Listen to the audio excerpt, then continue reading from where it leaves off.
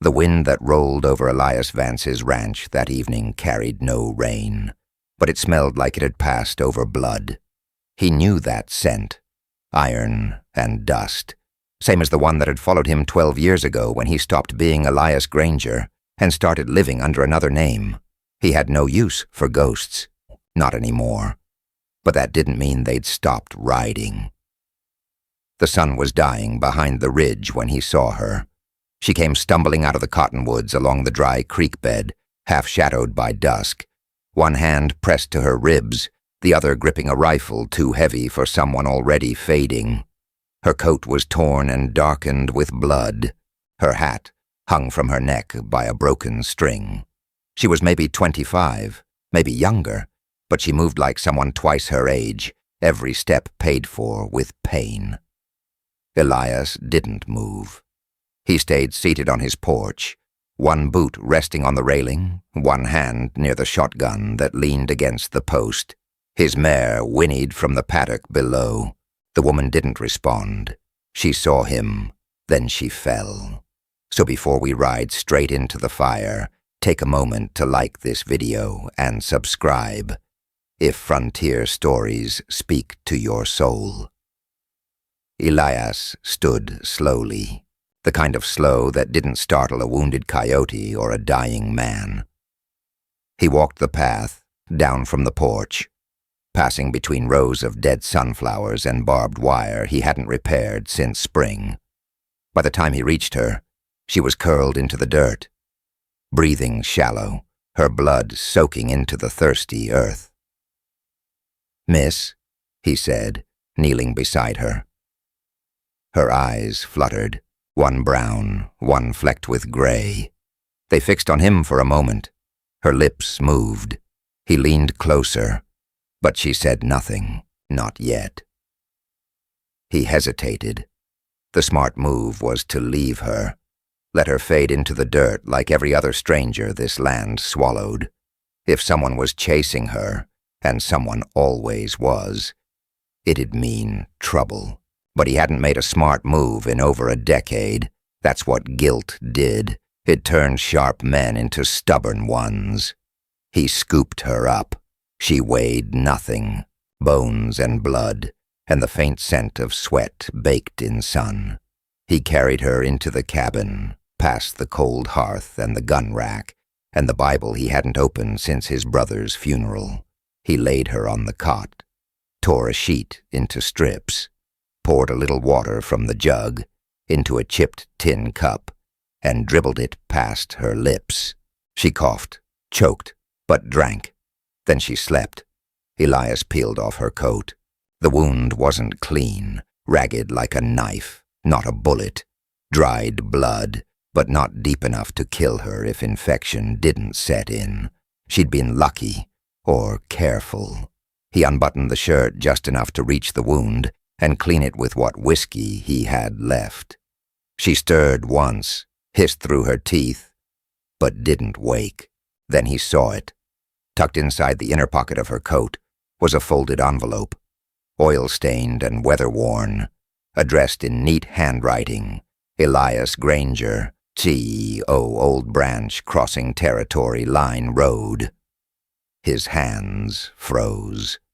Nobody knew that name anymore. He'd burned it, buried it, left it behind when he rode west after the fire.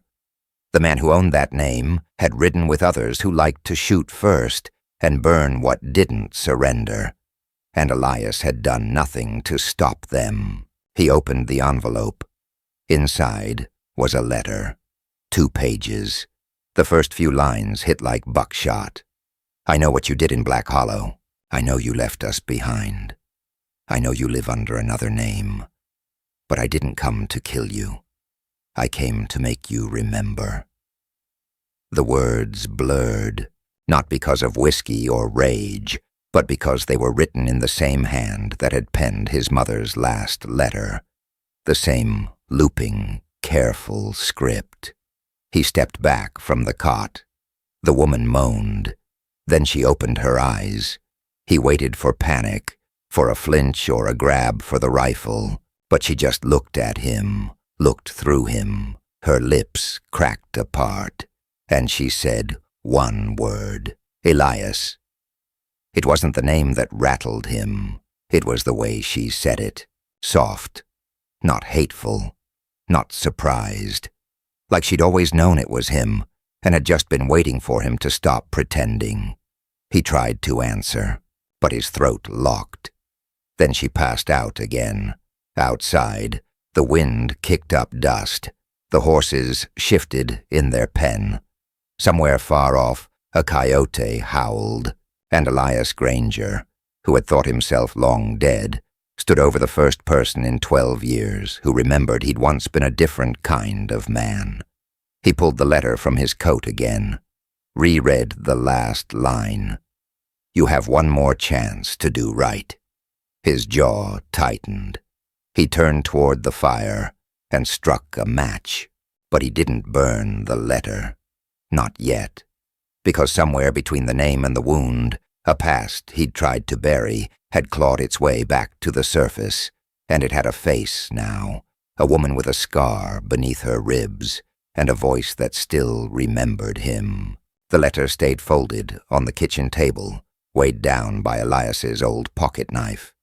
It hadn't moved in hours, but he felt its presence in the room like a loaded gun.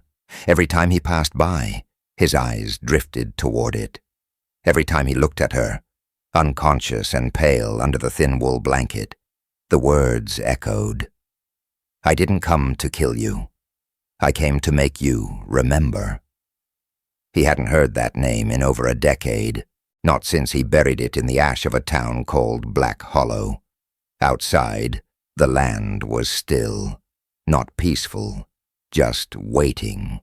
Elias refilled the tin basin, soaked another strip of cloth, and dabbed the woman's brow.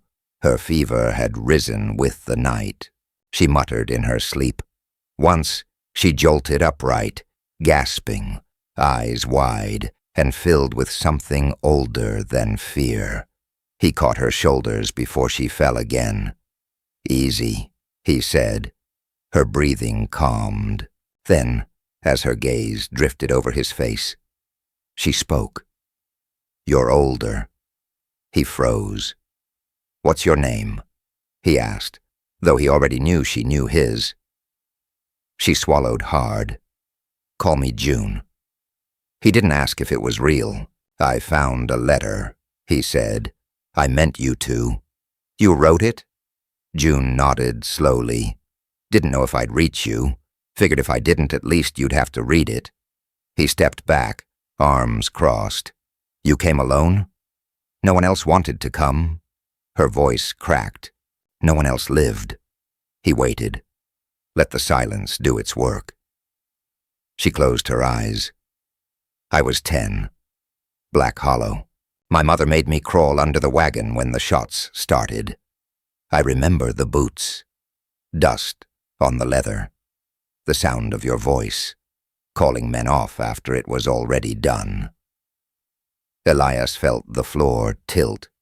"I tried to stop it." "You did." Her eyes opened, sharp now, but only after it didn't matter anymore. He turned away, jaw locked. "You were different from the rest," she said. "Didn't laugh while we burned. Didn't smile when they took things. But you didn't stop them either." He faced the window, the glass reflecting a man he no longer recognized. "You were just a name to me," she said, softer now. "Until I heard you lived. Changed your name. Bought land. Started over." "And what did you come here to do?" he asked without turning. "Pull the trigger yourself?" She didn't answer. Instead, she pulled something from under the blanket and held it out. A badge. Worn, bent, silver, tarnished with time. It was his. He stared at it. "You dropped it before you left that night," she said. "After the smoke. I kept it." "Why?" "Because I wanted to remember that one of them hesitated." He walked to the table, sat, Poured a shot of whiskey, but didn't drink it. I tried to quit after that. Rode south, burned the name, buried the badge. She nodded, but it still caught up. Elias looked at her. Really looked now. She wasn't shaking. She wasn't crying. She wasn't here for revenge. She was here for reckoning. What do you want from me? I want to know why. Why what? Why you let them do it. Why you didn't stop it. He stared at the flame, dancing in the lamp glass. I was afraid, he said finally. I'd tell you it was because I didn't know what was happening, that it happened fast. But the truth is, I knew what kind of men I rode with. I just told myself I wasn't like them.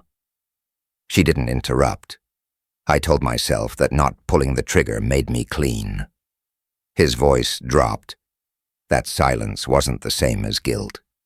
It is, she said quietly. He nodded. They sat in silence for a long time. Then she shifted beneath the blanket, wincing. You're not the only one being hunted, she said. They followed me from Branton's Ridge. I think someone recognized me. There was a man asking about Black Hollow. Said your name, not Vance, the old one. Elias stiffened. Who? I didn't catch his face. He had 2 men with him, rode dark horses, asked about a girl with a scar on her side. Elias stepped outside and scanned the horizon. No dust trails, no sounds. How long ago? Day and a half. That's too close. He went to the barn, saddled the mule, threw a bundle of food and bullets into the pack. When he returned, she was trying to sit up again. You're not healed, he said. They won't wait for me to be, she replied. We'll leave at dawn, he said. Where to? Old Gorge outside Rose Fork. No one rides there unless they're running from something. June looked at him. That fits. Elias hesitated. When they come, if they catch up, I might not make it. Then I'll finish it, she said. He paused at the doorway, studying her. I didn't come here to die, she added, but if I do, it'll be on my feet. That night Elias didn't sleep. He sat in the chair beside the fire, watching the shadows stretch across the floor. June slept with her hand near the badge. And when the wind rose near midnight, bringing with it the dry scent of distant horses, Elias knew something he hadn't felt in 12 years. It wasn't guilt. It wasn't rage. It was the weight of a past too heavy to run from, and a woman who'd carried it farther than he ever dared. By the time dawn broke across the scrub hills, Elias had already packed the mule and hidden the letter, badge, and 2 spare cartridges under the saddlecloth. June stood near the well, leaning against the pump with a pale grip and a jaw set like granite.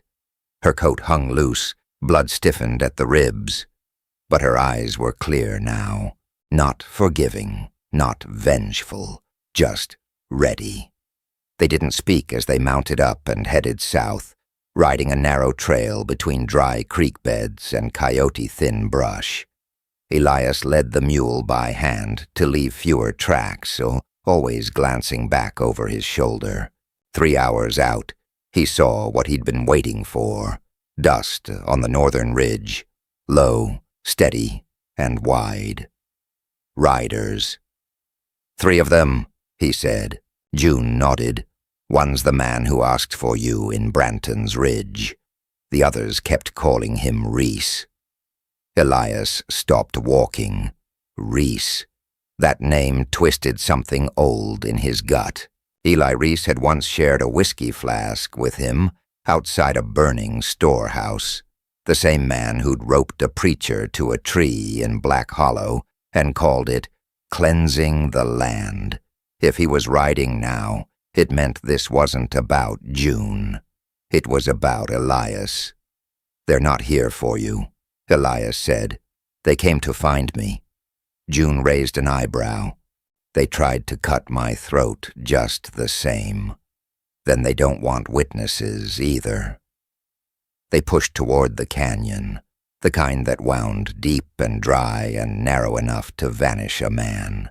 If they made it to the pass before Reese spotted them, they might slip through. But it wasn't to be. Just before noon, a shot rang out behind them. A puff of dust kicked up near June's feet. The mule brayed and reared. Elias pulled her down into the sage, rolling as another shot whistled over the rocks.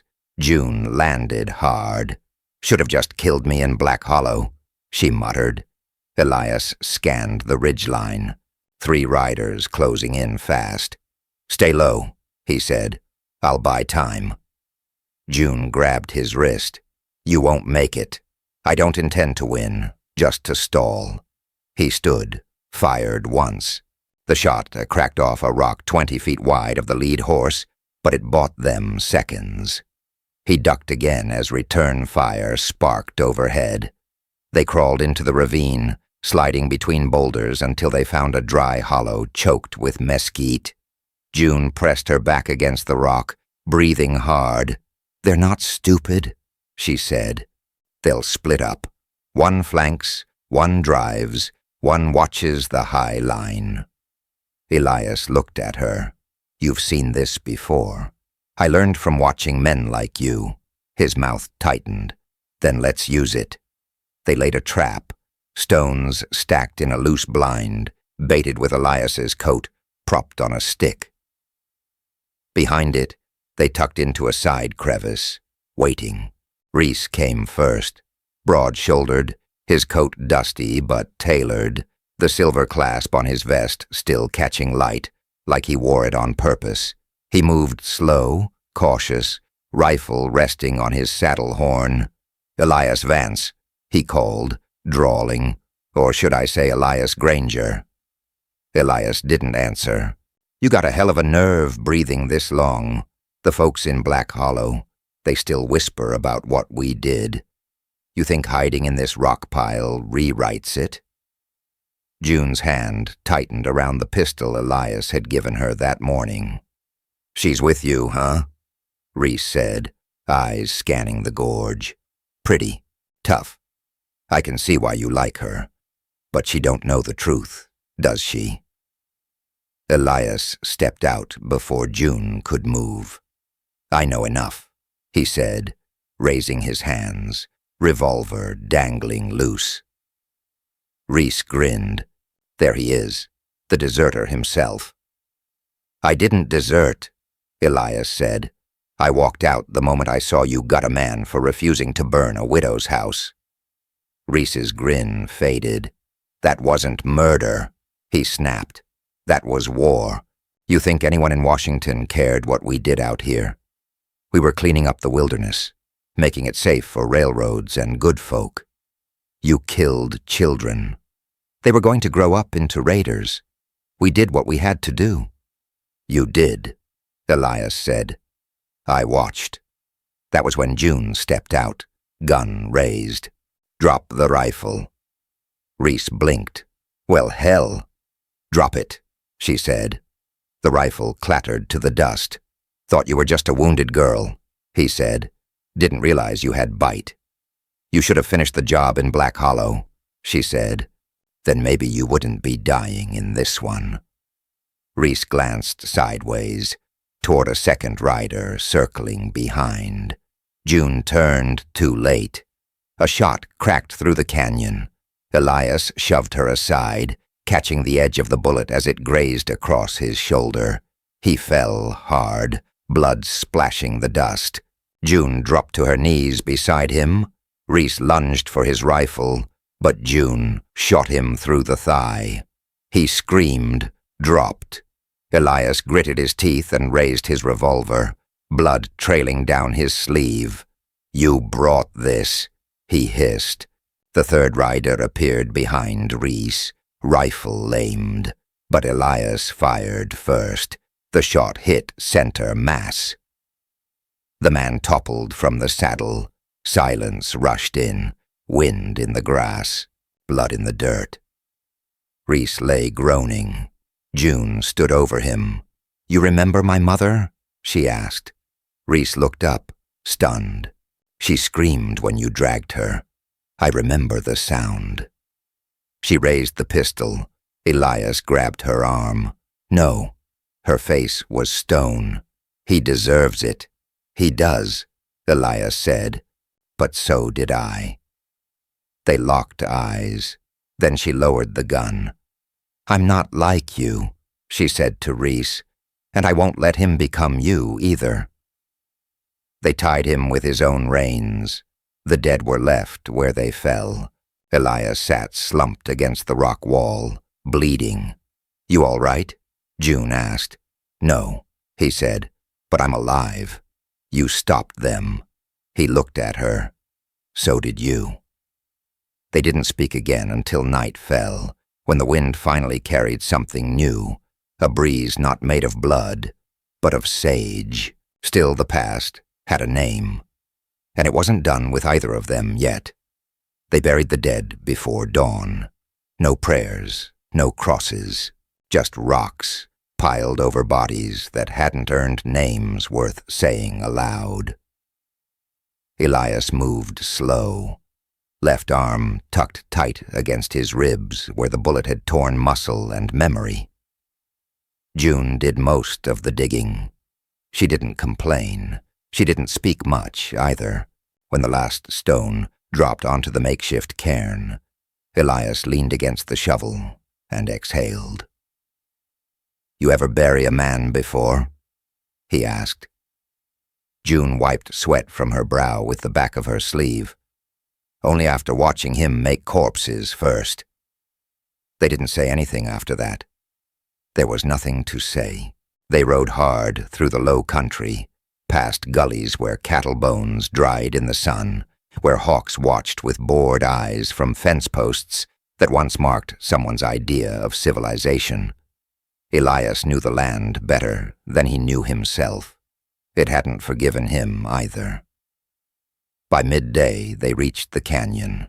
It wasn't much, just a narrow gorge veined through sandstone and shadow, a place nobody visited unless they were lost, hunted, or both. Elias dismounted first. He checked the horizon for riders. None yet. Just wind and dry heat, and the endless suspicion of a land too wide to trust. June followed, eyes scanning the terrain like she'd done it 1,000 times. She tied her mare under the rock outcropping, then unslung her satchel. "This place," she said. "You used to camp here?" Elias nodded. "After Black Hollow, for 3 nights. First time I slept without a fire. Thought I was just trying to stay hidden. Later I realized I couldn't stand the warmth." He didn't mean to say it, but there it was. She sat on a stone and looked up at him. "Tell me what you remember." He took his time answering. It was late summer, dry as tinder. We rode in under orders from Captain Reese. Supposed to clear out a raiding party. No names, no faces, just a red X on a surveyor map. We got there before dawn. The people were still asleep. He closed his eyes. I saw a boy with a stick pretending it was a rifle. Shot him without thinking, just a silhouette. No time to think, just instinct. When I got closer, I saw the stick, saw his hands, small. He opened his eyes again, staring at the canyon floor. That's when I knew I couldn't stay with them. June was silent. I watched them torch the grain sheds. Elias continued. Saw a woman screaming beside a burning wagon.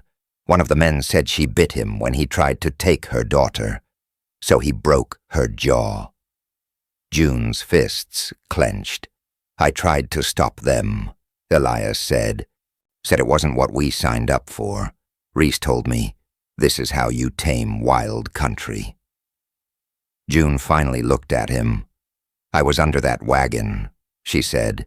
You rode past me, didn't see me. I saw your boots. You stopped just long enough to look back, and then you kept walking. His throat tightened. "I thought you were dead," he said. "I was," she answered. A long silence hung between them. Then she stood and walked toward the mouth of the canyon. Elias followed. At the edge of the rocks, she knelt. "I came back here once," she said. "A year after the fire, someone had buried bones, not deep. Animals had gotten to them. I found what was left of my brother's toy horse, just one leg and the saddle." Elias couldn't speak. "I took it to a trading post and left it by the fire," she said. "Thought maybe if someone else found it, they'd remember we were people." Elias stepped beside her. "I'm sorry. I know. But it doesn't change anything." "No," she said, "but it changes you." She turned then, facing him. "What now?" she asked. "I don't know," Elias said. "If we ride east, we can find a marshal's office, turn Reese in, speak what we know. Will they listen?" "Doesn't matter," he said. "We speak it anyway." June reached into her satchel and pulled something out. A folded piece of canvas. She unrolled it slowly. Inside was a single page, yellowed with age. Elias leaned closer. "What's that?" "My mother's name," she said. "And the date. She wrote it down the night before the raid. Said if something happened, someone should remember. That's all she wanted. To be remembered." Elias took the paper with shaking hands. "I remember her," he said. "Then carry it." He folded the paper and placed it in his coat pocket, beside the letter she'd sent him. 2 weights he would carry for as long as his body could bear them. As the sun dipped below the canyon walls, casting everything in firelight, a single horse's cry echoed in the distance. June spun. "They're not done," she said. "No," Elias said, reaching for his rifle. "They never were." The sound came again, closer now. Not many. 2, maybe 3. Elias chambered a round. "Stay behind the rocks." June didn't move. "No." He looked at her. "They burned my past," she said. "They don't get my courage, too." He nodded. And in that moment, they stood side by side, not as a rancher and a survivor, but as 2 people with one shared burden. The sound of hooves grew louder, and the canyon braced for fire again. The first rider came in low from the south, just as the last light vanished behind the cliffs. No lanterns, no sound but the dull beat of hooves over shale and dry root. Elias caught the silhouette from the edge of the canyon and ducked back into the rocks beside June. She clutched the pistol in her lap, her fingers steady now, her eyes sharp as a hawk's. "That's not Reese," she said, whispering. "Too light, too small in the saddle." Elias nodded. "Scout, maybe, or bait." Another shape emerged behind the first, larger, slower. This one rode with his back straight and his head high, like someone who wanted to be seen just long enough to be feared. Even in the fading dusk, Elias recognized the movement. "That's Reese. How many?" "Just 2, from what I can tell, but the third'll be behind." They crouched silent as the lead rider circled the edge of the bluff, scanning the canyon floor. Then the voice came. "Granger." Elias flinched. The name carried too clearly. It echoed across stone, louder than the gun he'd drawn. "You think we can't find you? You think hiding behind that girl means anything?" June's face darkened. "She has a name," Elias murmured. The voice rose again. "Come out, and let's finish what we started. That badge you tossed never made you clean." June shifted, rising halfway out of cover. Elias grabbed her arm. "Don't." "I'm not letting them call me something I'm not," she said. "Not anymore." He tightened his grip. Then wait. The silence stretched. Reese's horse huffed, restless. The scout turned back toward the slope, clearly uncomfortable. Then the third rider appeared, not behind Reese. Behind Elias and June. She turned first, just in time to see a figure on foot, cresting the rocks above them. He wasn't a soldier. No uniform, no clean lines. Just a man with a rust-colored kerchief, a repeater carbine, and a hunger in his face like he hadn't eaten anything but rage in years. June fired. The shot clipped his shoulder. He spun, stumbled, but didn't fall. Elias fired next, square in the chest. The man crumpled without a word. But the noise gave them away. Reese wheeled his horse around, shouting, "They're in the rocks!" Bullets slammed into stone as Elias and June scrambled for deeper cover. Shards bit their cheeks. One slug buried itself in the wood of Elias's rifle butt, sending splinters into his palm. They dropped behind a fallen column of sandstone. Elias reloaded. "Still want to turn yourself in?" June asked, breathing hard. Elias gave a grim smile. "If there's anything left to surrender." They made a run for the far end of the gorge, ducking low through the brush. June moved fast despite the ache in her side. Elias limped, his wounded shoulder stiffening, but he kept pace. Then Reese called out again. "Did she ever tell you the truth, Elias?" They stopped. "You want to talk about fire and guilt? Fine," he bellowed, "but ask her why she wrote that letter. Ask her who she really meant to find." June froze. Elias looked at her. "What's he talking about?" June's jaw tightened. "He's lying. He said you sent the letter as bait." Her eyes flicked toward the sound of Reese's voice, then back to Elias. "I sent it to bring you out," she said, "but I didn't come to kill you. I came to see if you'd changed." "You didn't say that." "Because I wasn't sure I wanted to know the answer."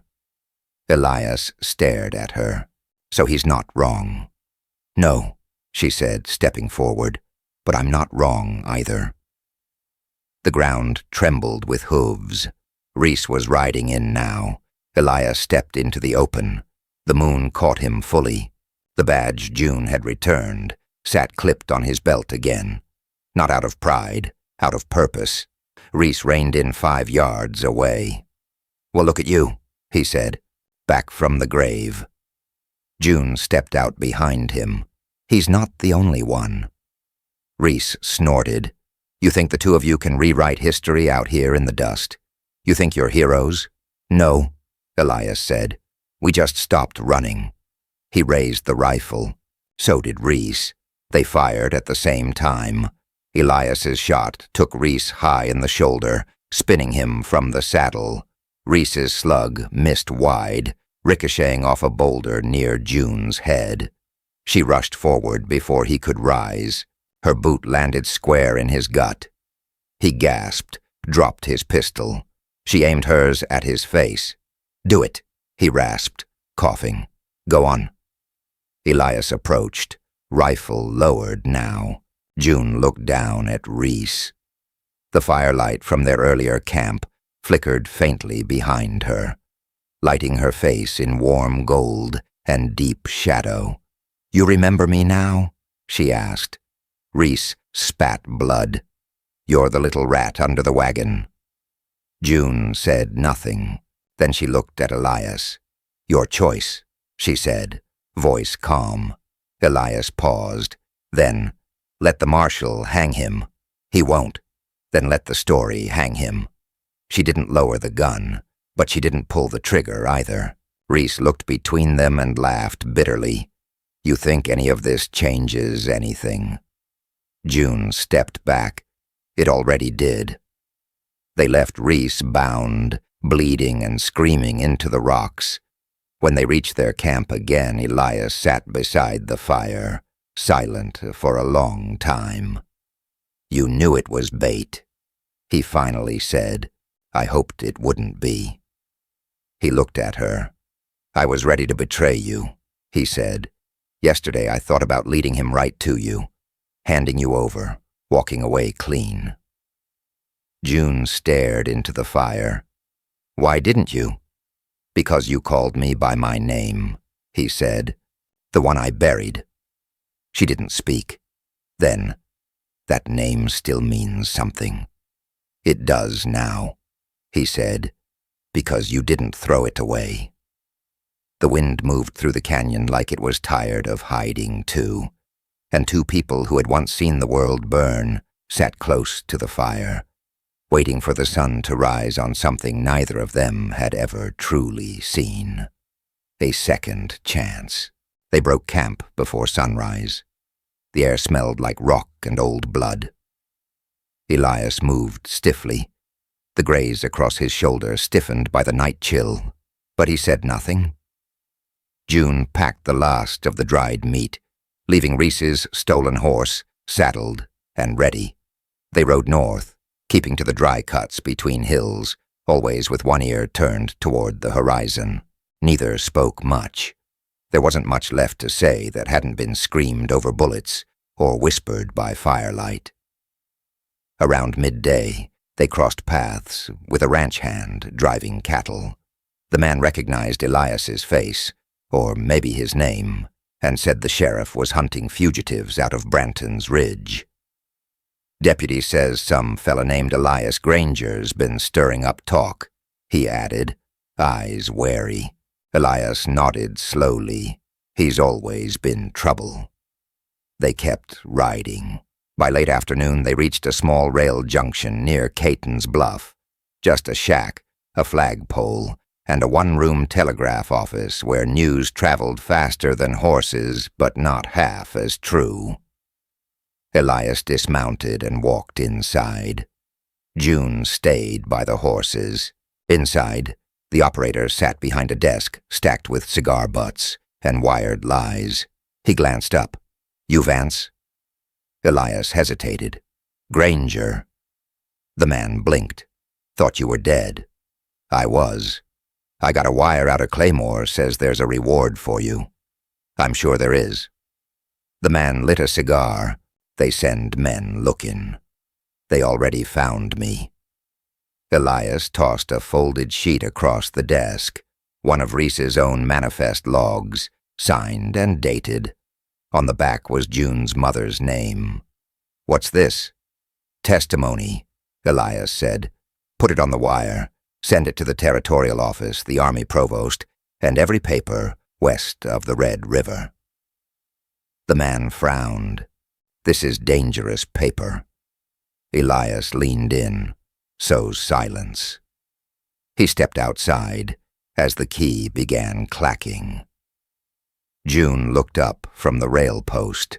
Well, he'll send it, Elias said. Might get me killed, but he'll send it. They rode west again, toward old mining country where stone teeth rose out of the prairie like broken promises. They made camp in the lee of a ridge as thunder growled from the south. June stood over the fire, her coat pulled tight. Elias sat with his back to a rock wall, watching the flame. When I was 12, he said, my father beat a man to death over a sack of flour, said hunger made a man savage. June didn't look up.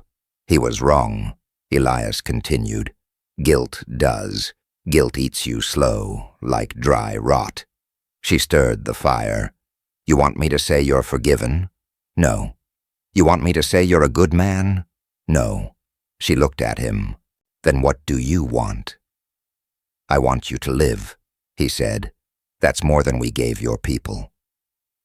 She sat beside him. I don't know how to carry this, she said softly. You already are. They shared silence until the wind changed. It came fast, too fast for weather. Elias stood. Riders. June grabbed her pistol, scanned the dark. Shapes approached over the ridge. Lanterns bobbing. 5, maybe 6. They mounted up quick, bolted down the slope, then turned toward a box canyon Elias knew by heart. "We hold there," he said. "You sure?" "No," he said, "but I'm tired of running." They reached the canyon just ahead of the riders. The place narrowed to 20 feet wide, with walls rising high enough to bottle sound and bullets. June took cover near the far bend. Elias crouched by a fallen log at the mouth. Lanterns flickered. Then came the voice. "Elias Granger," it called. "By authority of Claymore County and the U.S. Territorial Marshal, we have warrants for your arrest on charges of treason, arson, and unlawful execution." Elias laughed, dry and hollow. "Funny. I thought those were the Marshal's hobbies. You're wanted for the murder of Deputy Reese. He wasn't a deputy. He was a butcher with a badge." The voice came closer. "Hand over the woman. She's not named in the warrant. Walk away clean." June leaned over. "They'll kill you anyway." "I know. Then we fight." He shook his head. "We reveal." "What?" "Watch." Elias stood fully, badge pinned back on his coat, and raised both arms. "Gentlemen," he shouted, "I've got something more valuable than my scalp." A pause. Then, "And what's that?" "The truth." He held up the second sheet, Reese's final confession, written by lantern light before he passed out from blood loss, signed in shaky hand.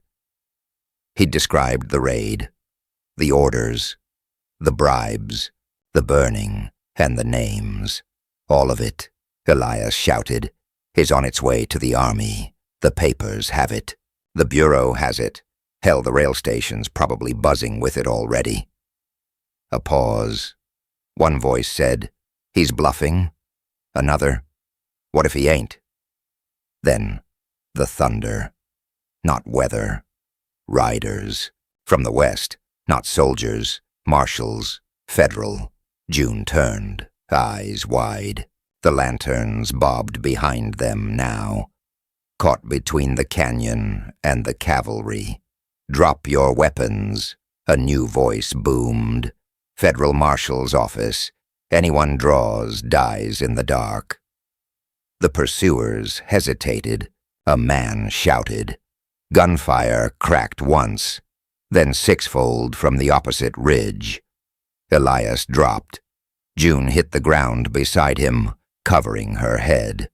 When it ended, groans filled the canyon. Federal officers closed in, disarmed the rest. One approached Elias. He was older, gray-haired, hard-eyed. "You Granger?" "I was." "You wrote the wire." "I did." The man looked down at him. "Then you just turned the whole damned system on its head." He turned to June. "And you?" "I survived it." The man nodded. "Then maybe now someone will finally listen." They walked out of the canyon together. For once, unchained. Elias glanced at June as the sky lightened behind the clouds. "Maybe this time we bury the right names." She nodded and let the rest speak for themselves. They rode into Claymore under a gray sky and the watchful eyes of a town used to forgetting. Every window shutter, every porch shadow, every barn door whispered of people who'd looked the other way when men like Reese drew blood with a badge. But this time, something was different. This time, they came with names. Elias dismounted slowly outside the sheriff's office, favoring his left leg. June stepped down beside him, face wrapped in the kind of stillness that comes not from calm, but from exhaustion, without surrender. Behind them, the federal marshals moved with quiet purpose, carrying 2 surviving prisoners in chains, the riders who'd followed Reese into the canyon and lived long enough to regret it. Sheriff Greaves stepped out onto the boardwalk, hands tucked in his belt. He looked at Elias, squinted, then spat into the dirt. "Thought you were dead." Elias gave a tired nod. Me too. You here to confess something?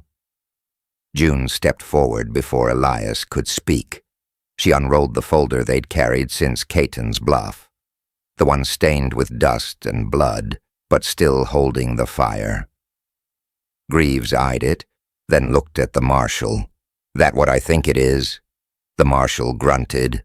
Signed statements, financial records, confessions, witness reports. Territory's gonna be busy for a while.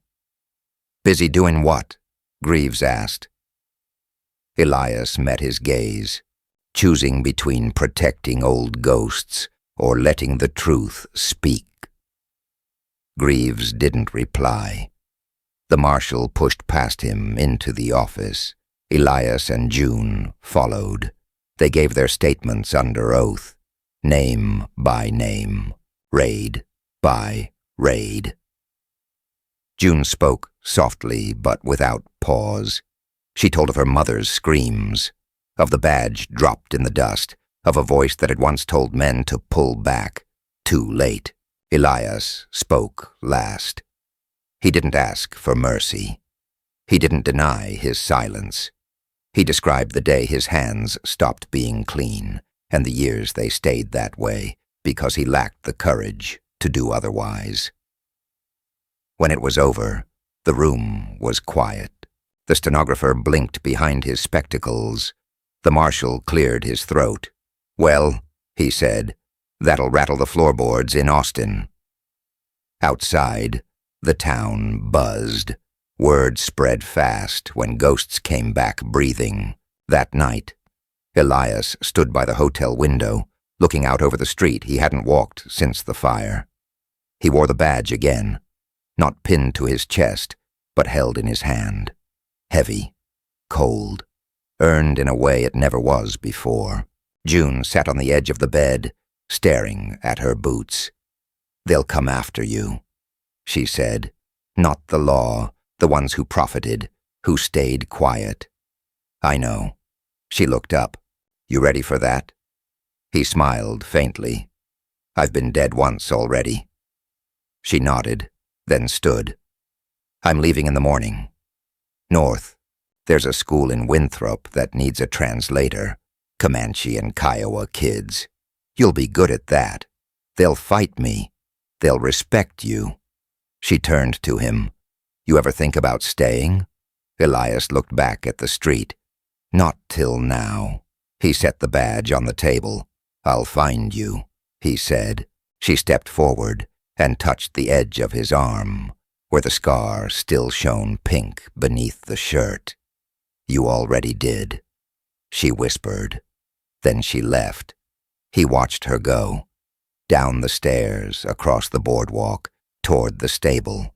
No hesitation, no turning back. In the distance, a thunderhead rolled over the hills. By morning, the first editor in Santa Fe would read her name beneath a headline, Whistleblower Marshal Exposes Ghost Raid Conspiracy.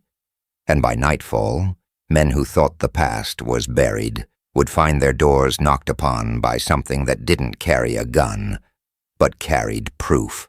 Elias stepped into the street just as the first raindrop hit the dust, and for the first time in 12 years, he walked like a man not running from anything. Justice rides fast, but sometimes mercy rides faster. What began as vengeance became something greater, not forgiveness, but reckoning.